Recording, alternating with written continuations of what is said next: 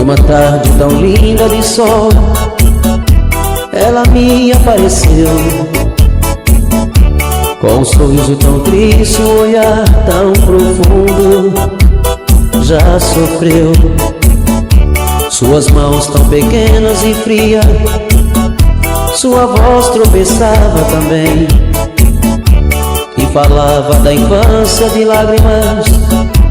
Nunca teve ninguém, nunca teve amor, não sentiu o calor de alguém.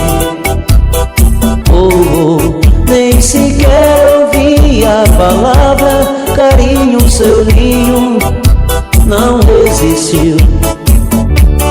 Sinceramente eu chorei de tristeza ao ouvir tanta coisa que a vida oferece, que a gente padece sem querer. Depois de tudo que eu vi, não consigo esquecer.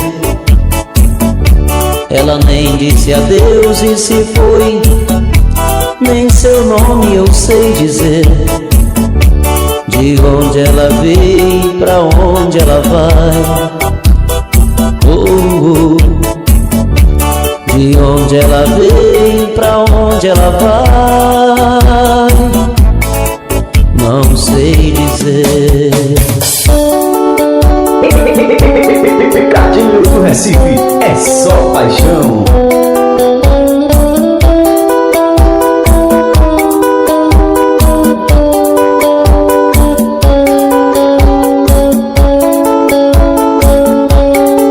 Nunca teve amor, não sentiu o calor de alguém.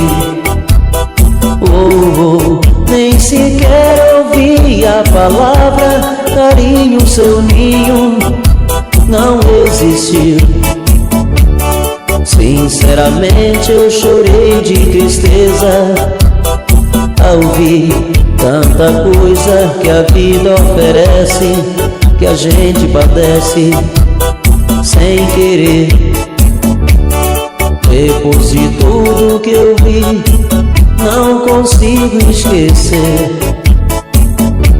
Ela me disse adeus e se foi, nem seu nome eu sei dizer. De onde ela veio, pra onde ela vai. De onde ela veio, pra onde ela vai, não sei dizer.